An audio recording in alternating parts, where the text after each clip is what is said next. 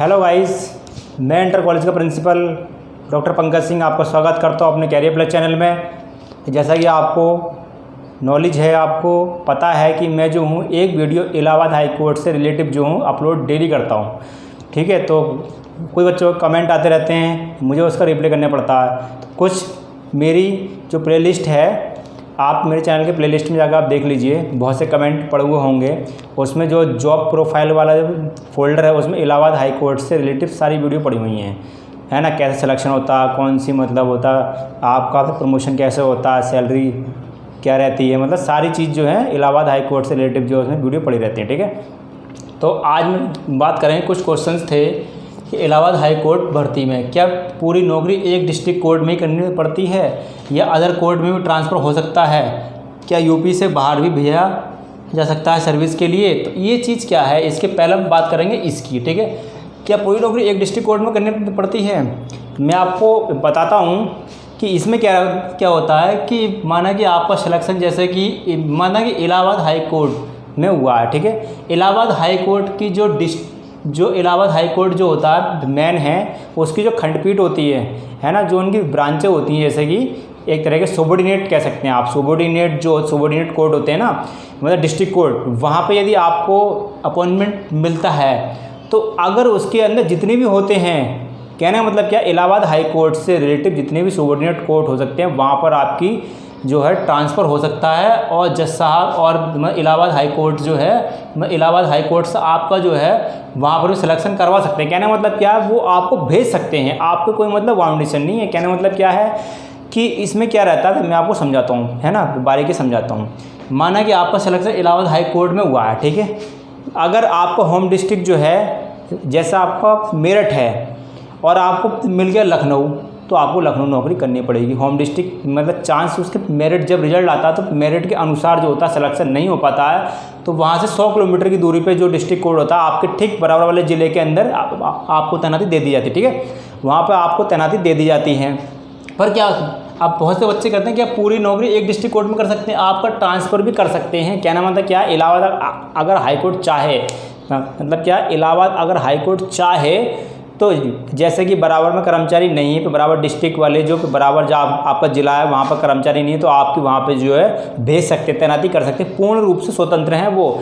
आपकी बाउंडेशन नहीं है कि आपको एक जगह ही नौकरी करनी है, आपको भेज सकते हैं, क्योंकि ऐसा है कि कर्मचारी की अगर कमी पड़ रही है तो आपको भेज सकते हैं। ठीक है, कि आपकी बाउंडेशन ये नहीं है। हाँ, अगर आपका जो डिस्ट्रिक्ट माना लखनऊ अगर हो जाता है और आपको अगर मेरठ में ट्रांसफ़र कराना है, तो उसमें जो होता है एक तो ऑनलाइन फार्म भरे जाते हैं, है ना, तो और मतलब एक तरीका और होता है। मैं ट्रांसफ़र की वीडियो अलग से बना दूंगा। ठीक है, तो आज हम बात करेंगे इसकी। तो मतलब ये क्या रहता है कि आपको जो है डिस्ट्रिक्ट कोर्ट मतलब ये होता है, मतलब ऊपर से चेंज होते हैं, मैं आपको बताता हूँ, है ना। वैसे नियम ऐसा है था नहीं, ऐसा क्या होता है जब एक रेयर केस में होता है, माना कि जब कर्मचारी हैं नहीं बराबर वाले डिस्ट्रिक्ट कोर्ट में और हमारे यहाँ पे ज़्यादा कर्मचारी अगर हो रहे हैं, कहना मतलब सीट अगर एडजस्ट करना, मतलब वहाँ से मतलब एडजस्ट करना पड़ता है। ठीक है, तो आपका ट्रांसफ़र अपने आप हो जाता है। ठीक है, तो आपकी मतलब कोई बाउंडेशन नहीं है कि मुझे इसी कोर्ट में करना है, कहना मतलब यह है कि वहाँ पर इलाहाबाद हाई कोर्ट स्वतंत्र है, पूरी तरीके से स्वतंत्र है कि आपको जो खंडपीठ के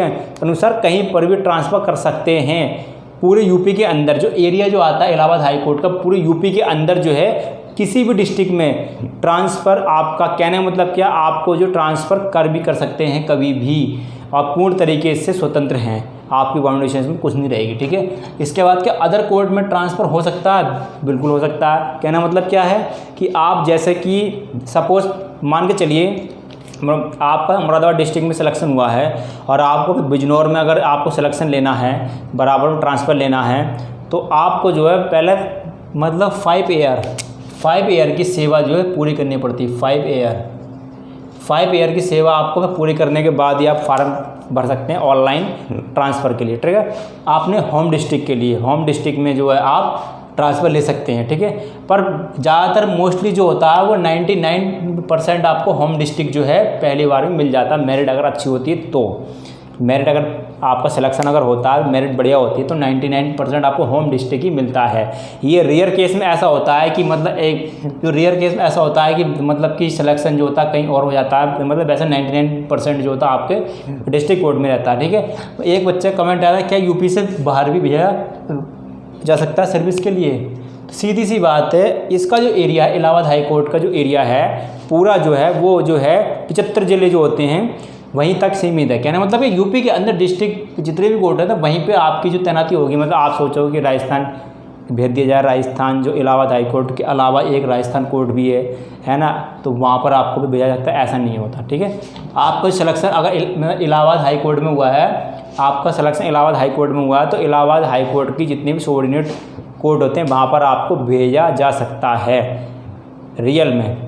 ठीक है, अब हम बात करते हैं, जैसे सपोज मान के चलिए, अब आप सोच रहे थे मुंबई मैंने क्यों लिखा,